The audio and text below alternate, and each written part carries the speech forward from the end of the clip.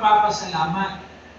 Ang ipagpapasalamat natin sa kabila ng ating kalagayang nararanasan, patuloy narito tayo. Amen. Itinataguyod tayo, hindi tayo iniiwan ng Diyos, hindi niya tayo pinababayaan.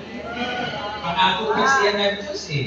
Sa ikalawang bahagi ng Hebreo 13:5, sabi niya, hindi tayo iiwan, ni hindi tayo pababayaan. Praise the Lord.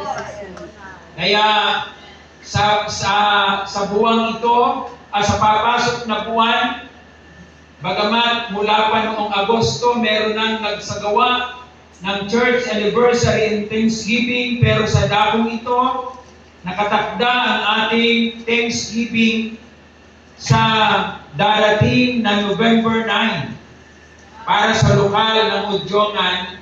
Pero ang